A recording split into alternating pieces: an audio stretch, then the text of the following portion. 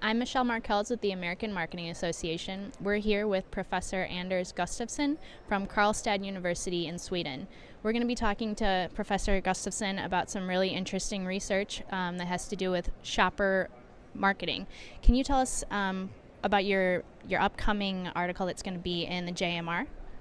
Absolutely. It's called the Abercrombie and Fitch effect, and it concerns the impact of the muscular models that is outside the Abercrombie and Fitch stores. One would think that these models really speak to the women more than the males, but our finding shows that it's actually affecting the male shopper behavior much more than the females.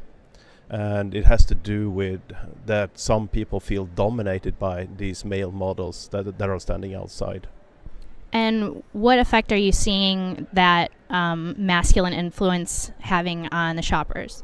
What we really see is that if you feel dominated, you go in and buy more expensive products in that store. Not more products, but more expensive products.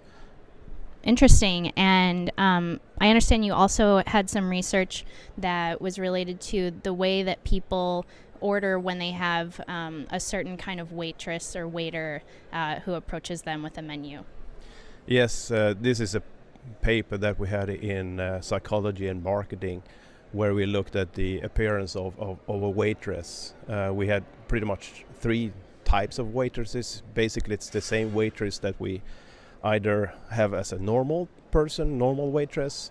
We make her slightly bigger, more heavier looking, and then we make her more worn looking by putting on tattoos and using more mascara and stuff to sort of make her appear sort of done up or overly done up.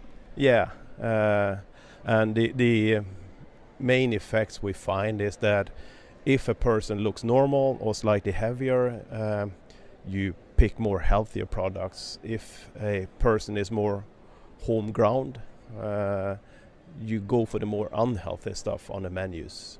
And how do you rationalize that kind of decision making based on the way that the waitress looks? The rationale is really that if I can identify with the waitress, if it could be me, it could be somebody that I know, I want to behave in a certain manner, I want to sort of appear being more healthier. But if it's someone that I cannot relate to, it couldn't be me, then I could sort of be more natural or more free in my thinking. And so what is your kind of big takeaway for marketers from this research? What kind of conclusion can you draw about the way people react to the human marketing influences they may encounter either in a store or in a restaurant? The main takeaway is really that a lot of us think we are in charge of all the decisions we make, but in reality we tend to build a lot of shortcuts.